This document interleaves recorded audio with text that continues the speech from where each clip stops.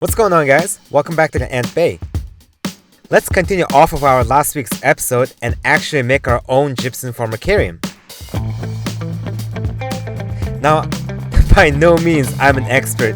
Matter of fact, this is the first time I'm making this type of formicarium, so I thought it would be a fun experience to share it with you guys.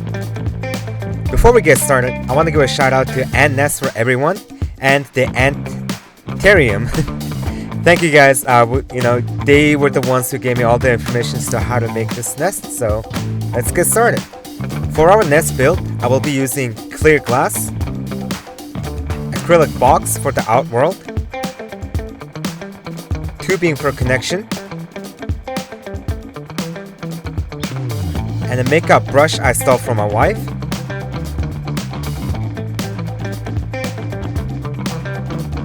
Small candle dish for water tower,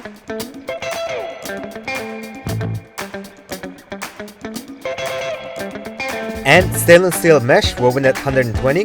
This mesh is small enough for no eggs can fall through. Small magnets, Australian desert sand for outworld and the interior of the nest. I personally like this nest because of the deep orange color. And last but not least, the gypsum. For our first step, simply heat up a non-stick pan to high and press down the water tower to the mesh sheet. This should fuse them together in a couple of seconds.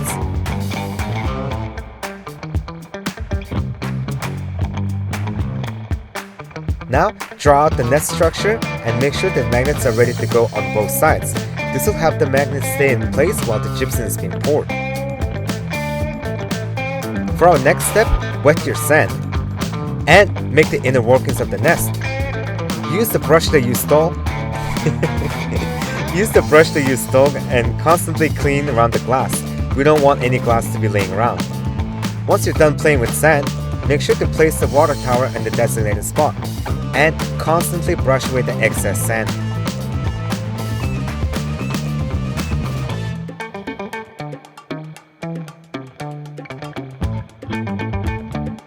In a large mixing bowl, pour in your dry gypsum. Make sure to wear a mask and gloves when dealing with this. Add water as needed. The texture that we're shooting for is yogurt-like, specifically European yogurt-like. I think my mixture came out to be 2.5 to 1 ratio. Keep mixing until there are no more clumps and no more air bubble coming out. And once you're done with all these steps, make sure to bring in your terribly fake mold. Oh my god. It looks so bad. I couldn't find my saw, so I just used really long force sticks. So when making the mold, make sure to have no cracks, but a little bit of leak should be okay. Using a funnel, slowly drip down the gypsum. Make sure to start around the places that has no sand and slowly make your way around.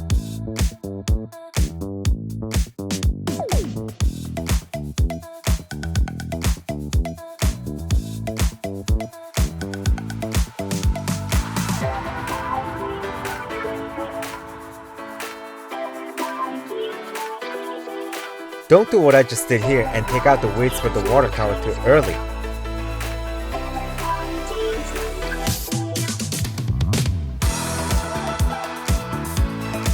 For the outworld, simply pour down a nice layer and try to keep things even as possible.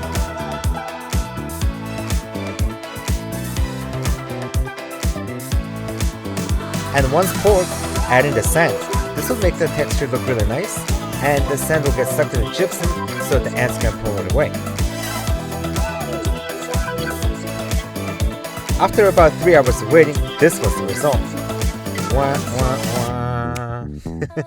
At first glance, everything seemed to be awesome, but at a closer inspection, there were many flaws. The glaring was the water tower had tilted because I had removed the weight too early. Second, the nesting space was too shallow. So yeah, this nest was a failure, but lesson learned. And with that learned lesson, I made a second nest. I followed all the steps again, but this time I gave it a much deeper chamber and did not remove the weights too early. I drilled holes on 2 sides of the nest, one for expansion and one for the outworld. I also drilled a small hole connecting to the water tower. This nest was still not without a flaw.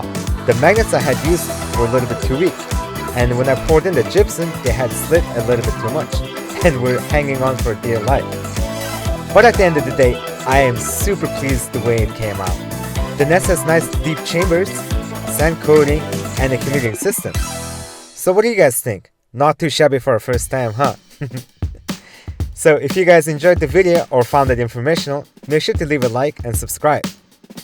Let me know what else you guys want to see in the comment sections below, and I'll catch y'all on the flip side. Bye! See you boys at breakfast time.